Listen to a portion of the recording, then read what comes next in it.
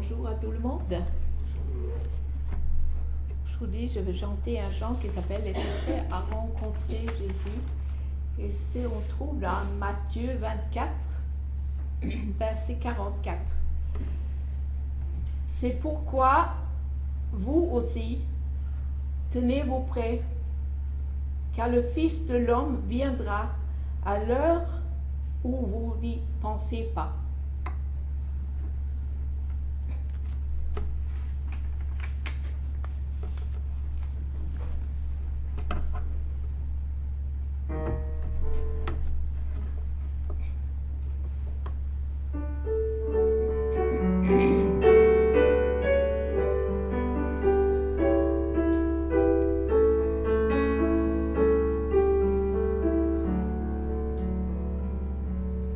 Sur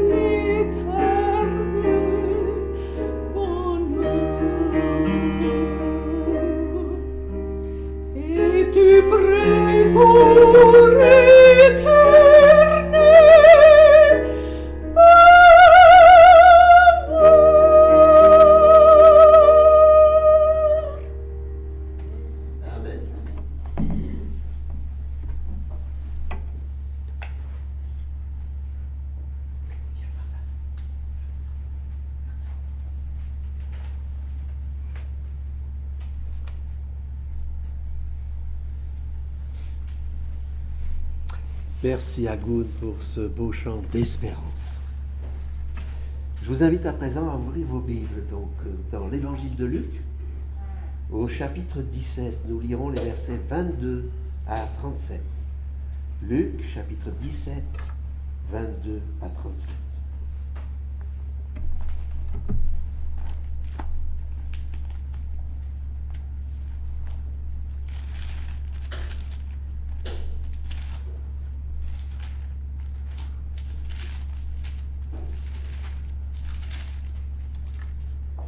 Luc 17, 22 à 37.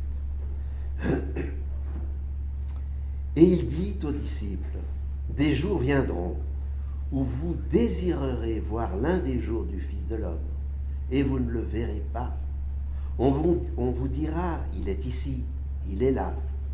N'y allez pas et n'y courez pas. En effet, comme l'éclair resplendit et brille d'une extrémité du ciel à l'autre, ainsi sera le Fils de l'homme à son jour. Mais il faut auparavant qu'il souffre beaucoup, qu'il soit rejeté par cette génération. Ce qui arriva au jour de Noé arrivera de même au jour du Fils de l'homme. Les gens mangeaient, buvaient, se mariaient, étaient donnés en mariage, jusqu'au jour où Noé entra dans l'arche. Le déluge vint et les fit tous périr. Il en sera de même. Il en sera comme au temps de Lot. Les gens mangeaient, buvaient, achetaient, vendaient, plantaient, bâtissaient. Mais le jour où Lot sortit de Sodome, une pluie de feu et de soufre tomba du ciel et les fit tous périr. Il en sera de même le jour où le Fils de l'homme se révélera. En ce jour-là, que celui qui sera sur la terrasse et qui aura ses affaires dans la maison ne descende pas pour les prendre, et que celui qui sera dans les champs ne retourne pas non plus en arrière. Souvenez-vous de la femme de Lot. Celui qui cherchera à préserver sa vie la perdra, et celui qui la perdra la retrouvera. Je vous le dis en cette nuit-là, de deux personnes qui seront dans un même lit, l'une sera prise et l'autre laissée. De deux femmes qui moudront ensemble, l'une sera prise et l'autre laissée. De deux hommes qui seront dans un champ, l'un sera pris et l'autre laissé. Les disciples lui dirent, « Où sera-ce, Seigneur ?» Et il répondit, « Où sera le corps? Là s'assembleront les aigles. » Que le Seigneur bénisse sa parole et son influence dans nos cœurs. Je laisse la parole à présent à Henri.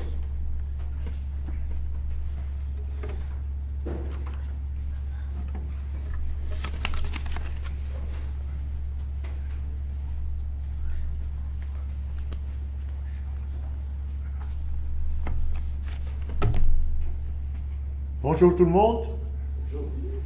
Je vois qu'il y a quelques enfants parmi nous. Je voudrais m'adresser à eux, mais je vais juste chercher une petite branche ici.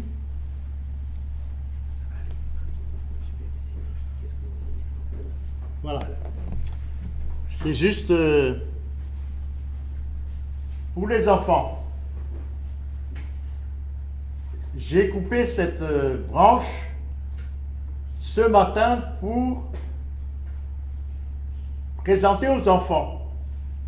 Puisque, comme vous le savez, maintenant, chaque fois que je viens ici à mon été morné, je débute toujours ma réflexion par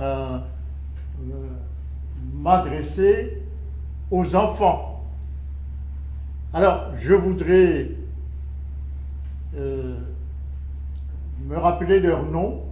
Il y a Talia, ensuite il y a derrière là-bas, tout à fait au fond, Eliane, ensuite Cameron, sa sœur s'appelle Léna. Voilà. D'accord. Il y en a 4 donc dans la salle ce matin. Et je sais que sur Internet, il y a Alan à Paris et d'autres encore dont j'ignore les prénoms. Alors, ça, qu'est-ce que c'est?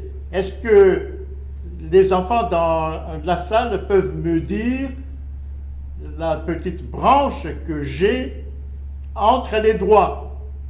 Elian? Un quoi? Un olivier? Non.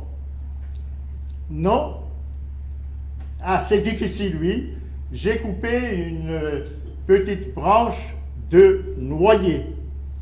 D'accord? Et qu'est-ce qu'il y a sur cette branche? Est-ce que je peux demander à Talia, par exemple, sur cette branche, à l'extrémité de cette branche, qu'est-ce qu'il y a, Talia? Des petites feuilles. Ce ne sont pas encore des grandes feuilles qui vont certainement apparaître sur le noyer dans 1 mois ou dans 2 mois. Mais les enfants, est-ce que vous savez que Jésus a parlé non pas du noyer, mais d'un autre arbre qui peut-être ne se rencontre pas dans notre région. Il parle d'un figuier. Figuier qui produit des figues. Et il dit dans Matthieu chapitre 24, dans quel livre? Il y a, où est-ce que Jésus a parlé du figuier?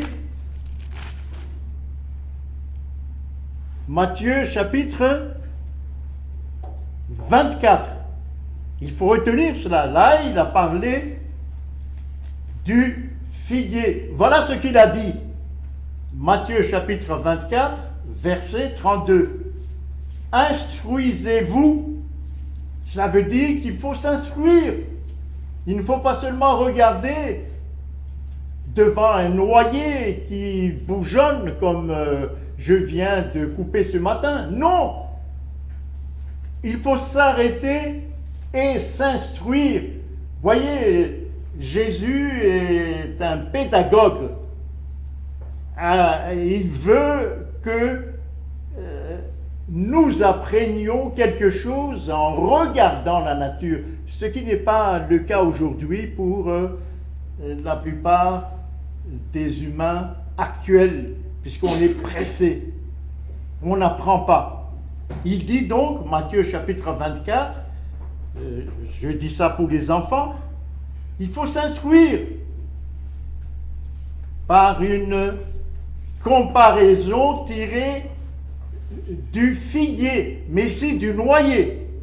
Il dit, dès que ces branches deviennent tendres, exactement cela, les branches deviennent tendres, et que les feuilles poussent, c'est exactement cela. Des toutes petites feuilles. Que se passe-t-il? Vous connaissez que l'été est proche, c'est-à-dire les grandes vacances seront là. Il n'y aura plus que quelques semaines. Donc, ça, c'est une montre en quelque sorte qui indique que l'école va être terminée, l'été sera là et que les choses vont changer. Et quelles sont ces choses, dit Jésus? Cette fois-ci, il ne parle plus de fleurs de figuier, mais il change de plan. De même, quand vous verrez toutes ces choses, dans un instant, nous allons évoquer tout ce qualificatif est extrêmement important. Toutes ces choses, il y a quelque chose à savoir lorsque tu vois ça. Talia, Elian, Cameron et Léna, lorsque tu vois ça, Jésus dit, sache que Jésus est proche à la porte. Chaque fois donc que tu vois un noyer, puisque j'ai juste un noyer ici, qui bougeonne comme cela, il ne faut pas passer et puis ne rien voir. Jésus dit, il faut s'instruire comme à l'école. Je souhaite vivement que vos maîtresses et vos maîtres vous apprennent à regarder la nature et à s'instruire en regardant la nature.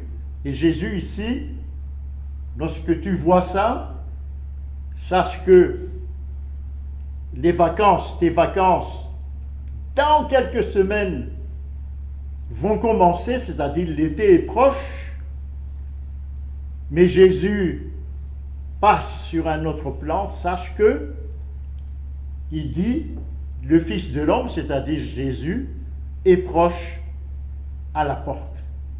À la porte, cela veut dire que vraiment, lorsqu'une personne est à la porte, cela veut dire que la personne est prête à rentrer dans ta maison. Voilà donc l'enseignement que Jésus veut nous apprendre. Maintenant que le printemps est là, chaque fois donc que vous allez regarder vos fruitiers ou dans les champs, il faut s'instruire, il ne faut pas passer sans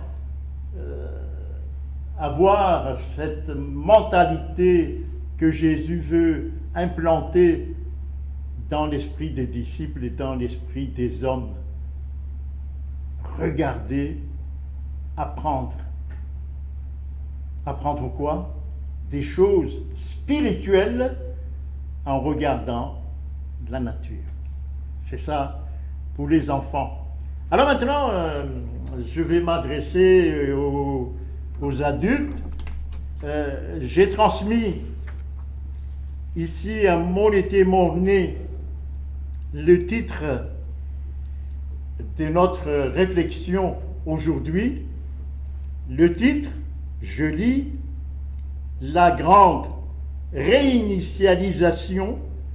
Bon, c'est l'expression anglo-saxonne qui est la plus connue aujourd'hui dans la bouche des journalistes, des décideurs politiques, des économistes, des financiers, des gens qui s'occupent de l'écologie, etc. The Great Reset. Si on veut traduire ce concept, c'est le grand recommencement. Il s'agirait donc de recommencer, réinitialiser les choses. La grande réinitialisation, ça c'est l'expression française qui, dans les médias, les journaux, est utilisée pour traduire The Great Reset. 2 points. Paix et sûreté. Alors j'ai extrait ces quelques mots, paix et sûreté, dans la Bible. Donc je vais vous inviter à ouvrir votre Bible dans 1 Thessaloniciens chapitre 5.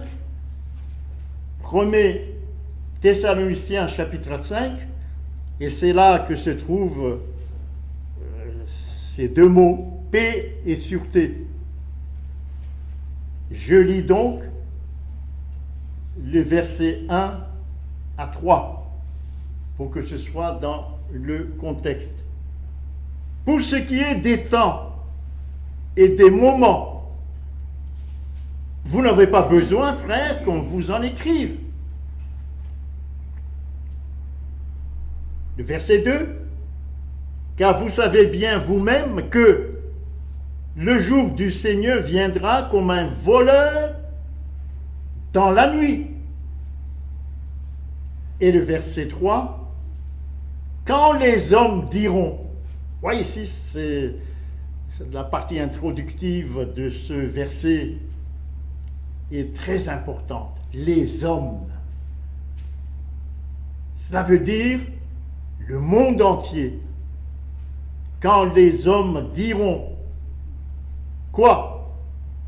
Paix et sûreté.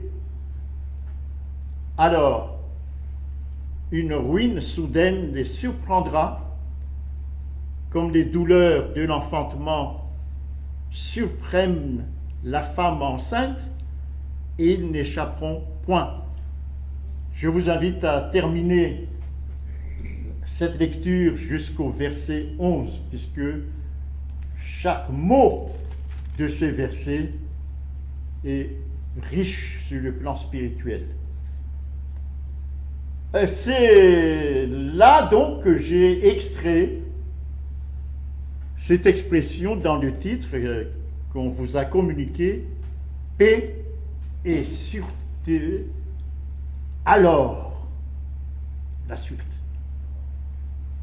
Paix et sûreté, alors, une ruine soudaine, la suite. Bon, c'est un signe des temps, un petit signe des temps, puisque les grands signes des temps auxquels nous sommes habitués, comme vous le savez, je pense que ici vous êtes au courant de ces grands chapitres de la Bible. Des gens qui viennent ici prêcher certainement vous initient à ces grands chapitres de la Bible. Je cite en vrac Matthieu chapitre 24, Luc chapitre 17, Luc chapitre 21, Timothée, attention, c'est moins connu, comme celui qui nous préoccupe ici, Timothée, juste pour vous rappeler, 2 Timothée chapitre 3, verset 1 jusque 7, tout ça, ce sont des petits chapitres. Ensuite, faut-il rappeler Apocalypse chapitre 13, Apocalypse chapitre 16, Apocalypse chapitre 17. Tous ces chapitres-là, certainement vous êtes familiers avec, car ce sont des jalons pour nous rappeler en permanence ce petit mot dans Thessaloniciens. Alors, paix et sûreté, alors. Vous voyez ce petit mot-là. Donc, il est, me semble-t-il, indispensable pour notre garde spirituelle de revenir constamment sur ces documents ou ces chapitres que je viens d'évoquer là. Et 1 Thessaloniciens chapitre 5, verset 3, quand des hommes diront paix et sûreté, alors une ruine soudaine les surprendra, comme les douleurs de l'enfantement surprennent la femme enceinte, et ils n'échapperont point, les hommes n'échapperont point. Eh bien, c'est un tout petit signe des temps par rapport à Matthieu chapitre 24, qui est un grand chapitre sur la fin du monde. Celui-ci est tout petit et on n'y fait pas trop attention dans différentes prédications. Et maintenant, ce verset 3, quand les hommes diront paix et sûreté, alors prend toute sa signification. Et c'est ce que aujourd'hui je vais vous rappeler rapidement en vous invitant à approfondir l'étude de la prophétie par vous-même, car Jésus a dit, quand toutes ces choses, voyez, ça nous invite à être au courant de toutes ces choses. Attention, juste parenthèse ici, on cherche aujourd'hui toutes sortes d'informations en ouvrant Facebook, en ouvrant YouTube, les journaux, etc. Des informations que je qualifie de parallèles sur ce qui se passe aujourd'hui et qui envahissent nos esprits, qui nous empêchent de voir les événements qui se passent sous nos yeux sous l'angle prophétique. Vous voyez? À tel point que le danger, c'est que en puisant des informations sur YouTube, Facebook, etc., nous épousons ce qu'on qualifie de complotiste. Voyez? Et c'est un piège que Satan tend devant les hommes aujourd'hui. Ils sont tellement préoccupés, entre guillemets, des complots, et ils sont qualifiés de complotistes, que dans leur communication avec les autres, il n'y a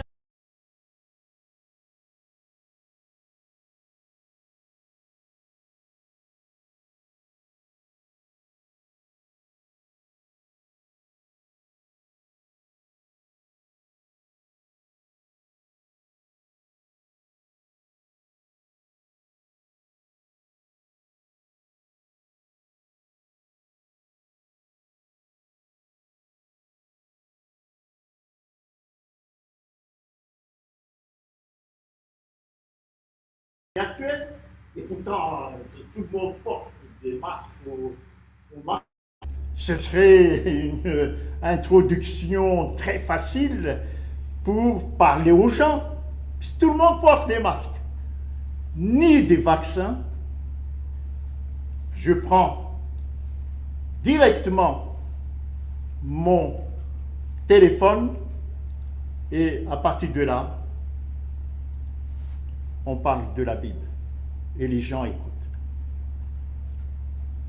Tandis que si je passe mon temps lorsque je parle avec Gérard, Antoine, Jackie, à parler de la pandémie, à parler des vaccins, etc.,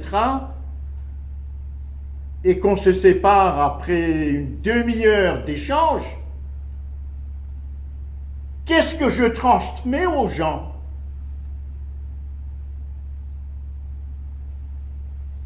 Quel message d'espérance les gens ont reçu pour affronter l'existence. Je ferme là la parenthèse. Vous voyez donc ici,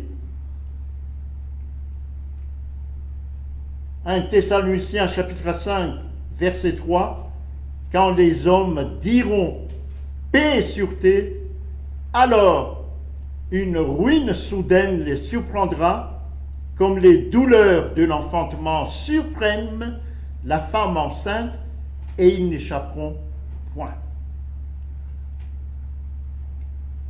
Ils n'échapperont point. Ici, il y a deux finalités. Dans un premier temps, il y a les hommes qui œuvrent énormément aujourd'hui, je vais le montrer dans un instant, pour qu'il y ait paix et sûreté sur la terre. Maintenant, il œuvre énormément dans ce sens-là. On va le montrer tout à l'heure. Ils veulent instaurer la paix et la sûreté sur la terre, maintenant. Ça, c'est la finalité des hommes. Mais la finalité de Dieu est différente. La finalité de Dieu est différente. La finalité de Dieu, c'est après le alors. Alors, Dieu va établir son royaume. Dieu va établir une autre paix et une autre sûreté, et qu'il résume dans Apocalypse chapitre 21. Alors, Apocalypse chapitre 21, verset 4, « Il essuiera toute larme de leurs yeux. Alors, la mort ne sera plus. Alors, il n'y aura plus ni deuil, ni cri, ni douleur, car les choses premières ont disparu. » Vous voyez les deux finalités ici. D'un côté, les hommes font tout pour qu'il y ait paix et sûreté sur la terre, et de l'autre, le plan de Dieu. Alors, ça passe d'abord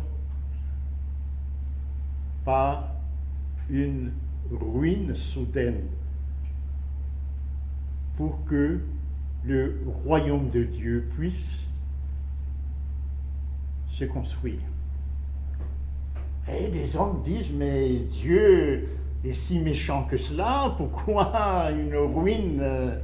Oui, il faut que nous ayons une bonne connaissance de la manière dont Dieu traite le mal, la manière dont Dieu mène son plan, un plan qui est le reflet de sa lutte très âpre entre Satan et lui-même. Je répète, une lutte très âpre entre Satan et lui-même.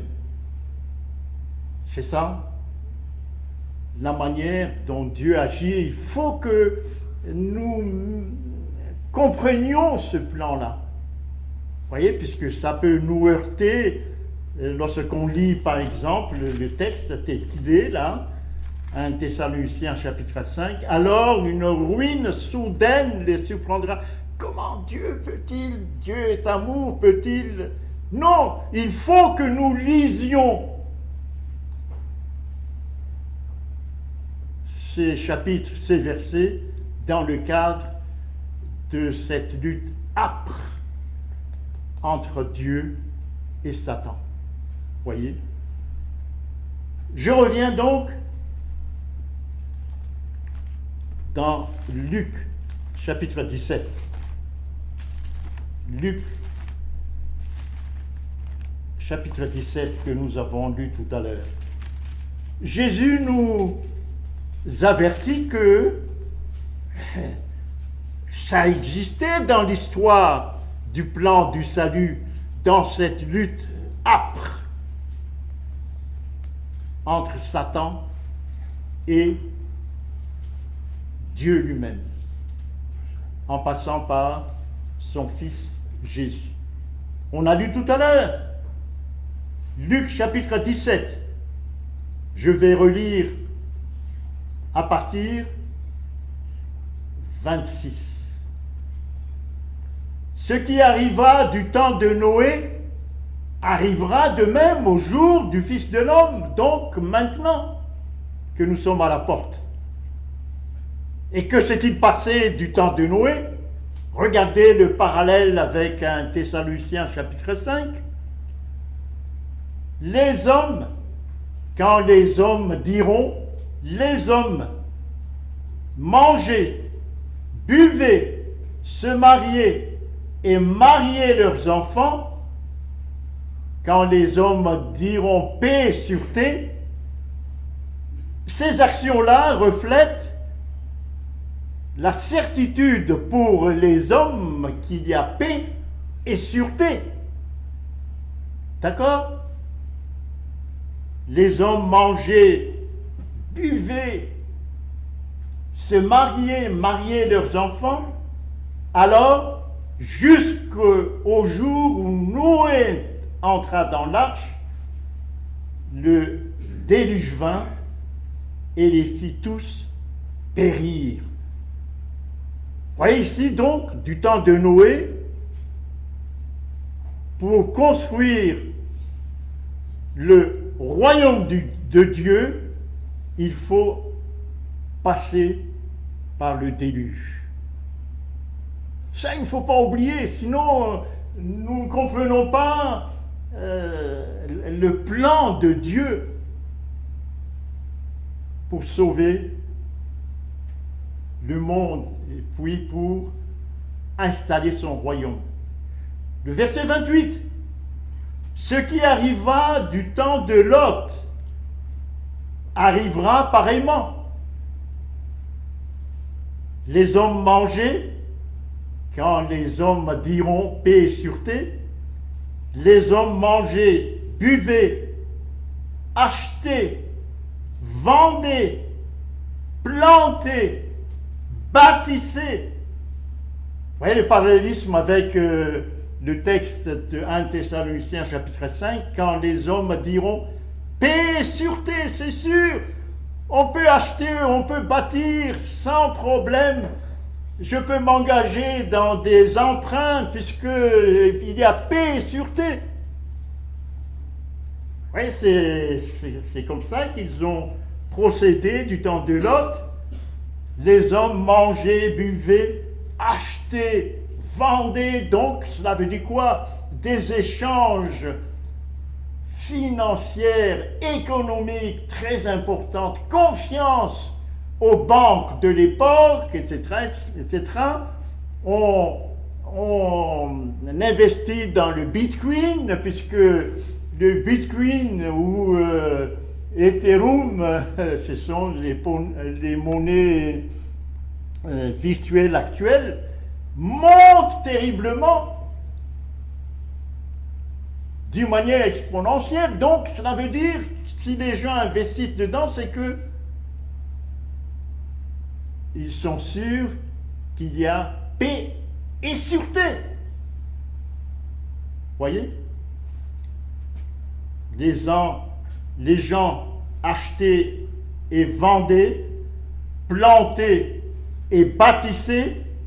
Et le verset 29, mais le jour où Lot sortit de Sodome, une pluie de feu et de soufre tomba du ciel et les fit tous périr. Voyez, avant de bâtir un monde nouveau selon le plan de Dieu, il faut que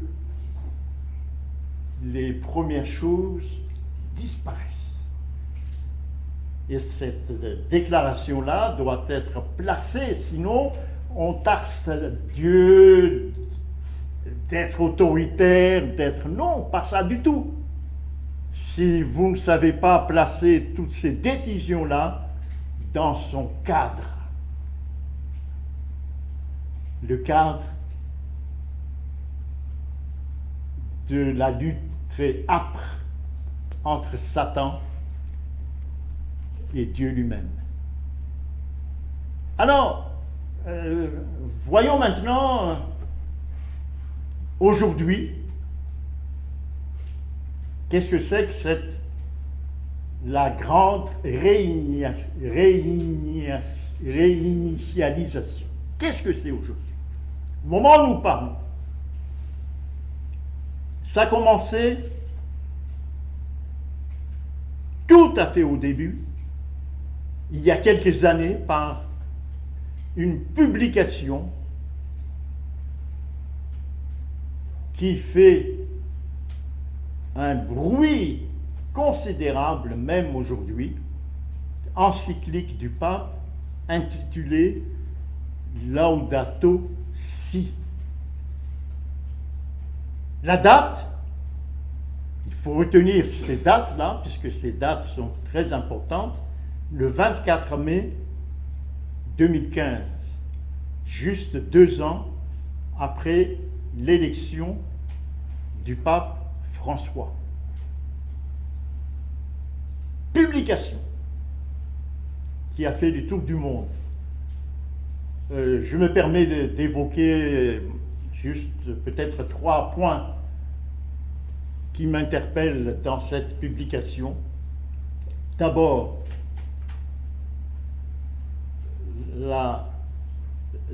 on appelle ça le néologisme, il invente de nouveaux mots, nouveaux concepts, une nouvelle manière de voir les choses, par exemple, la maison commune. Ouais, c'est une expression tout à fait nouvelle qui va droit dans le cœur des hommes, la maison commune. Une autre expression, un nouvel humanisme, une autre expression qui cache derrière tout un plan, toute une nouvelle conception de l'homme. Ensuite, la notion d'autorité, mais on va revenir là-dessus dans un instant. Ceux qui s'opposent à la réalisation de ce plan, il faudra les empêcher. Je veux pas la phrase, hein. Il faut les empêcher. Et donc, une autorité qui sanctionne ceux qui sont récalcitrants.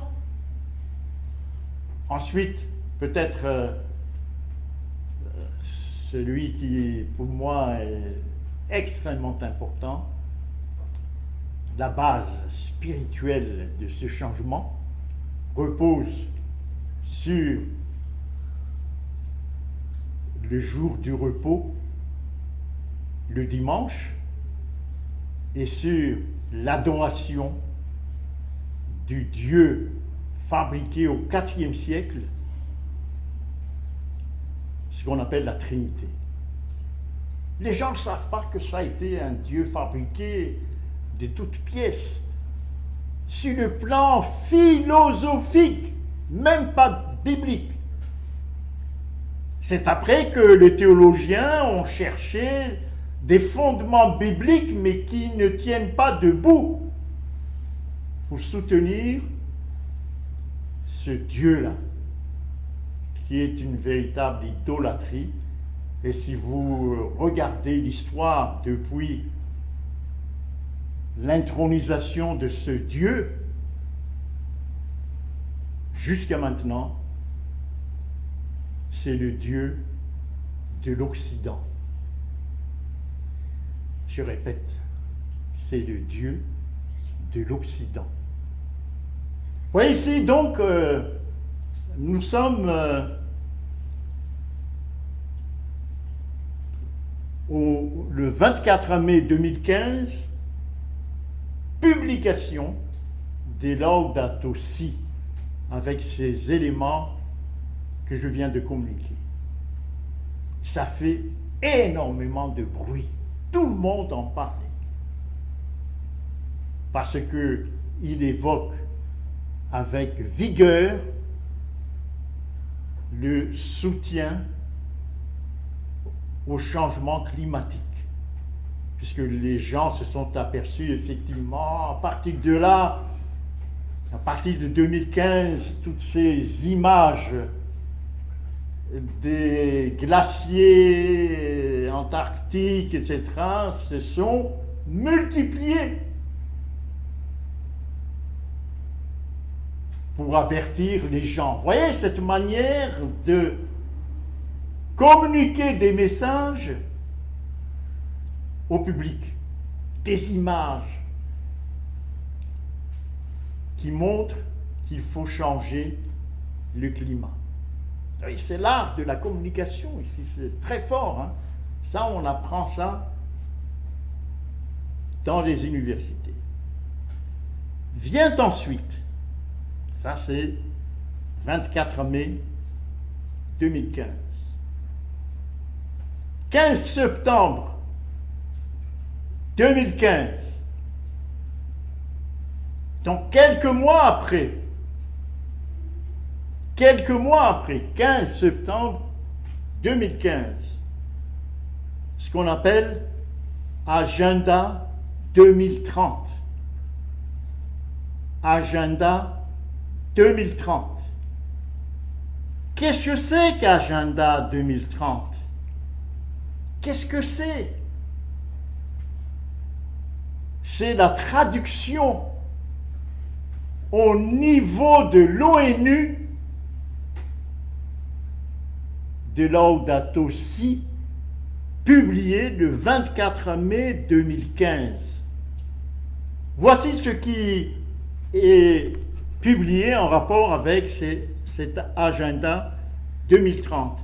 C'est un plan d'action pour les populations, la planète et la prospérité, paix et sûreté.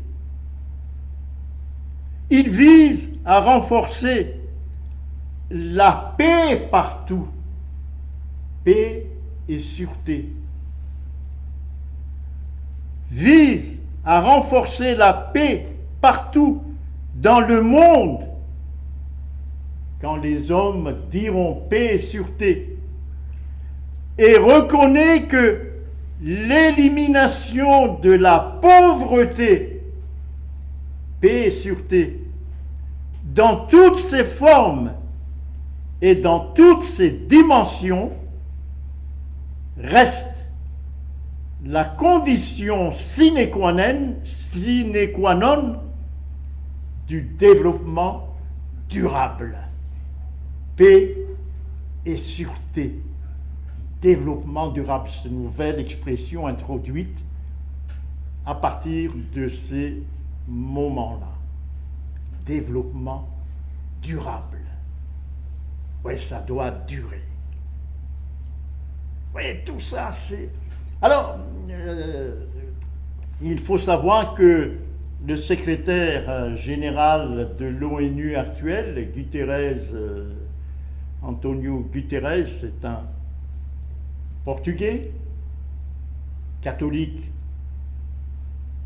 pratiquant, et lorsqu'il a été nommé et qu'on a publié un tout petit peu son curriculum vitae, on a dit qu'il est un ami du pape.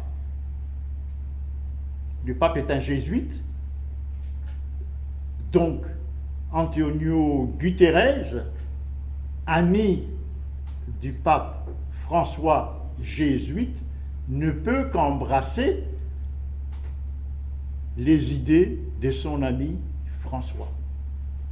Donc il y a juste quelques mois, après la publication de Laudato Si, il introduit à l'ONU tout un plan dont je viens de résumer tout à l'heure l'intention.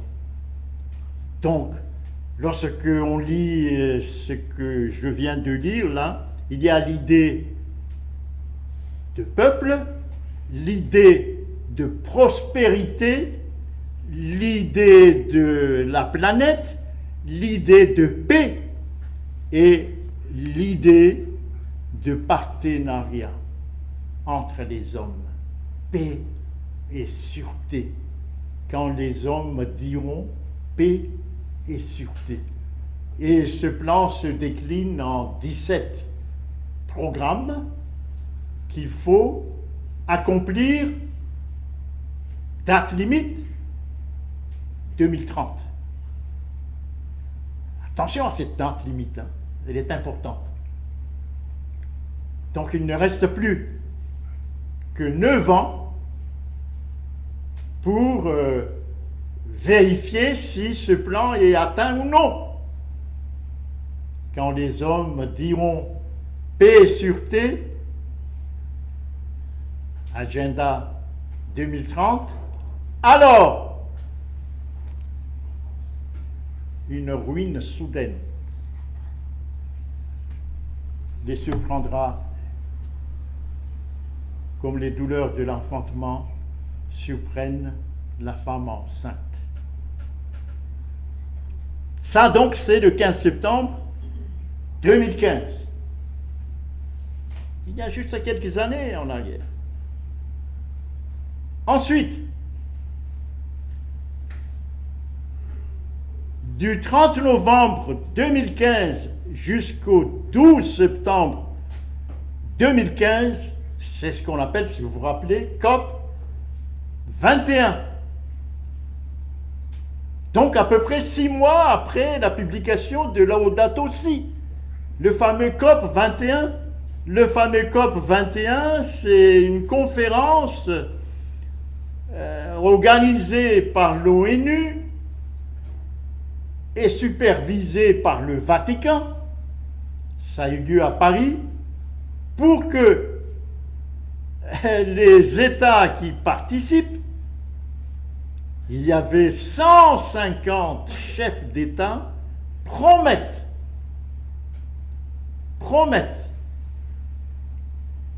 de suivre le plan proposé par l'ONU. Ça porte le nom de COP 21. Vous voyez cette succession d'événements. Tout ça se passe dans un intervalle de 6 mois. Vous voyez ça? Quand les hommes diront paix et sûreté, alors, ils ne s'aperçoivent pas la suite de ce verset. Alors, après cela,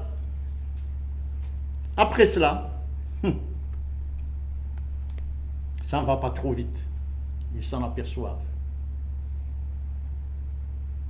L'Amérique démissionne de leur engagement dans le COP 21. Donc ça a l'air, ça ne va pas vite.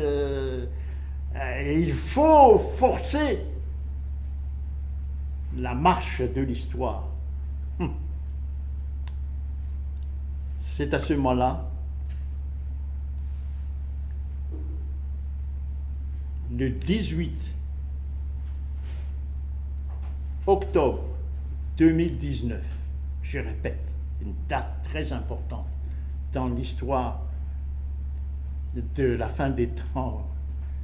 Le 18 octobre 2019, à New York, se sont réunis qui? Les grands de ce monde.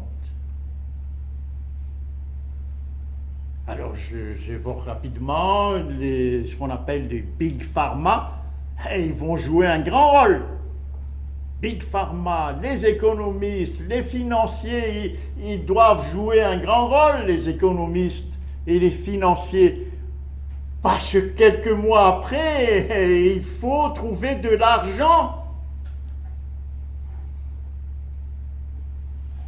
pour distribuer à tout le monde des milliards pour les États-Unis, 6 000 milliards de dollars.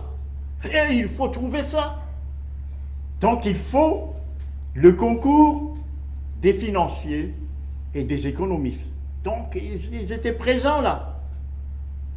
Et il y a, j'ai dit tout à l'heure, les Big Pharma, puisqu'ils doivent jouer un grand rôle bientôt.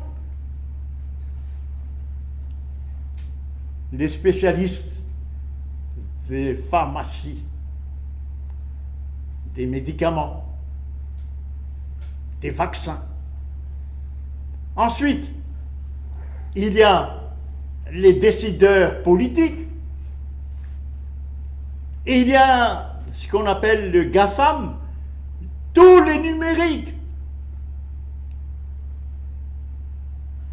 Il y avait Bill Gates qui était présent dedans. Vous ne citez que lui. Voyez, les dirigeants du monde entier dans tous les domaines. Ils se sont réunis dans un centre dont vous avez peut-être entendu parler, Johns Hopkins Health Center, le centre de santé Johns Hopkins, qui a ouvert ses portes pour accueillir tout le monde. Et lorsque je regarde le site, il ne se cache pas, on voit l'image des participants, ils sont tous là. Je ne les connais pas tous, mais ils ne se cachent pas. Quand les hommes diront paix et sûreté. Et pourquoi se sont-ils réunis le 18 octobre 2019? Retenez cette date. 18 octobre 2019. Ils ont dressé un plan pour que ça aille vite. Quoi? Certainement dans leur tête, l'agenda 2030. Et lorsque je lis ce plan, pour la première fois, j'ai lu l'intégralité de ce plan. J'étais abasourdi. Puisque quelques mois après, le Covid-19 est arrivé et le déroulement de la manière dont le Covid-19 s'est propagé, le déroulement de la manière dont les États ont essayé, puisqu'ils n'essayent pas du tout, d'enrayer la pandémie, c'est exactement, j'allais dire, mot à mot, dans le scénario qu'ils ont mis en place le 18 octobre 2019. Le 18 octobre 2019. Autrement dit, tout a été planifié. La seule chose qu'ils ont dit dans ce plan, bon, je vous raconte, que la pandémie prend naissance au Brésil par l'intermédiaire des porcs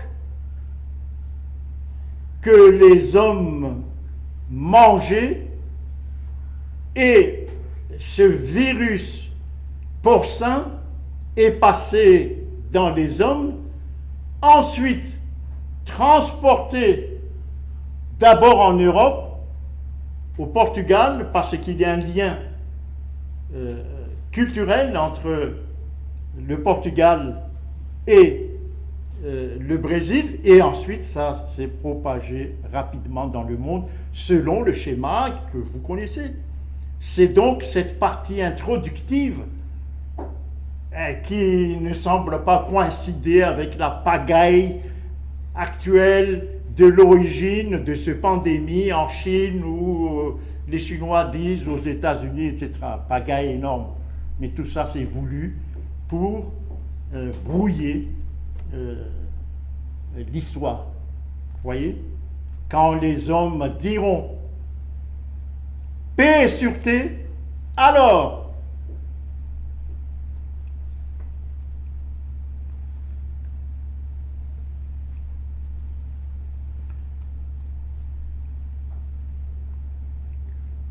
Et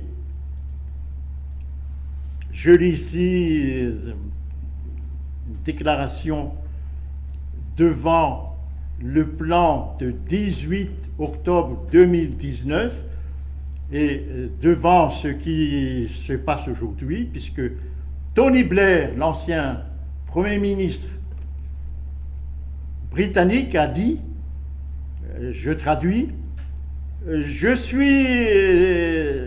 jusqu'à maintenant, je suis toujours optimiste, il dit. C'est mon caractère. Mais, pour la première fois,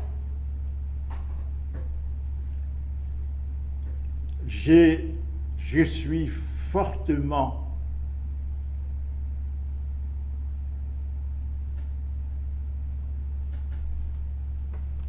troublé.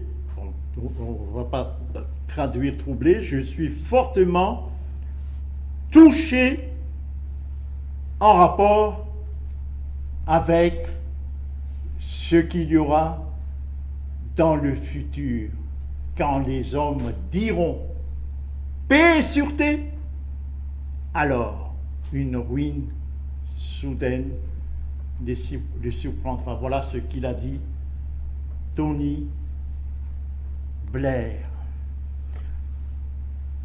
Et voici ce qu'il a dit Klaus Schwab. C'est le patron de la rencontre de Davos en Suisse. Il se réunit chaque année au mois de janvier. Le nouvel ordre envisagé s'étendra au monde entier quand les hommes diront. Et une gouvernance mondiale est nécessaire. Pourquoi faire? Pour l'imposer. Voilà ce que dit la rencontre de Davos.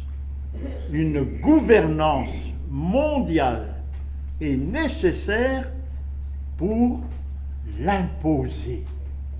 Et nous sommes en plein ici, les amis, dans Apocalypse chapitre 16. Nous sommes en plein là, vraiment. C'est la lecture de la prophétie est utile pour nous pour savoir. Alors la question devant ces témoignages-là, j'en ai d'autres, mais j'ai juste choisi ces témoignages-là pour éclairer votre lanterne. La question qui se pose pour nous est la suivante. Que devons-nous faire? Question très importante.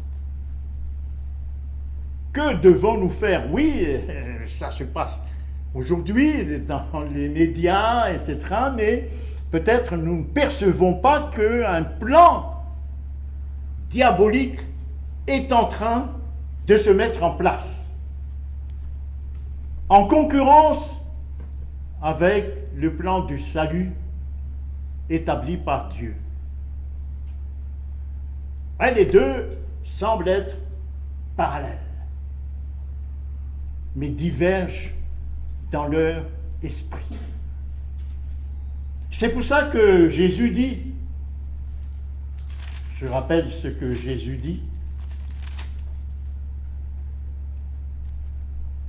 dans Luc chapitre 21, verset 31, « Quand vous verrez ces choses arriver, il faut donc voir. » Mais qui doit voir? Qui doit voir? Mais le texte est clair ici. Quand vous, le sujet du verbe voir, ce n'est pas donné à tout le monde que de voir. Seuls les disciples voient. La question donc qui doit germer dans notre esprit est la suivante. Suis-je parmi les disciples? Bon, il y a toute une prédication, toute une longue étude que je crois que je n'ai jamais traitée ici sur cette notion de disciple. Cette notion de disciple, selon Jésus lui-même. Vous voyez, il parle constamment de disciple. Quand vous verrez ces choses arriver, il faut donc être attentif. Qu'est-ce qu'il faut savoir? Sachez que le royaume de Dieu est proche. Le royaume de Dieu que j'ai évoqué tout à l'heure dans Apocalypse chapitre 21. Voilà la grande espérance que seuls les disciples comprennent. Autrement dit, il n'y a pas du tout dans cette déclaration de Jésus une fatalité, une peur quelconque. Non. C'est l'amour de Dieu qui éclate. Le royaume de Dieu est proche. C'est l'éclatement de l'amour de Dieu. Mais d'abord, après, comme dans le cas de Noé, comme dans le cas de Lot, et ce sera bientôt le cas, après, d'abord, une destruction du royaume instauré par l'adversaire. C'est seulement après que le royaume de Dieu puisse s'établir. Que devons-nous faire? C'est Pierre qui nous le dit. 2 Pierre, chapitre 3, le verset 12. 2 Pierre, chapitre 3, verset 12. Mais je lis à partir du verset 11. Puisque donc toutes ces choses doivent se dissoudre. Il faut d'abord détruire les premières choses construites par Satan avec l'aide de ses suppôts humains. Puisque donc toutes ces choses doivent se dissoudre, cette fois-ci par le feu, qu'elles ne doivent pas être la sainteté de votre conduite et votre piété, tandis que, et voici ce que nous devons faire, 2 verbes ici, tandis que vous attendez et hâtez l'avènement du jour de Dieu. Voilà les 2 verbes qui traduisent notre action. 1, attendre. 2, hâter. Dans le premier verbe, il y a d'abord Actes, chapitre 2, le verset 38. Actes, chapitre 2, verset 38. 1. Repentez-vous. 2. Que vous soyez baptisés au nom de Jésus-Christ. Et la Bible donne la raison pour le pardon de vos péchés. Et cette fois-ci, vous allez recevoir pendant cette attente, parce que pendant cette attente, si vous n'allez pas recevoir le Saint-Esprit, vous ne pourriez pas attendre. Et vous recevrez le don du Saint-Esprit. C'est ça d'abord, attendre. Et hâter. Oui, hâter, C'est Jésus qui nous le rappelle dans Matthieu chapitre 24.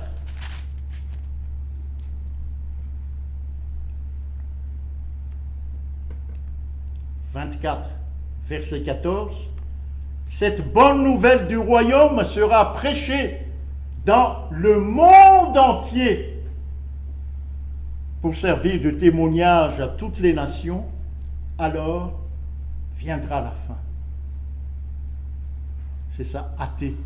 Nous avons donc un rôle à jouer pour que le royaume de Dieu s'installe le plus vite possible. Il faut que nous prêchions autour de nous. Mais avant, il faut d'abord que nous recevions, par l'intermédiaire du véritable baptême, le Saint-Esprit, sinon nous ne pourrions pas le faire. Amen. Amen.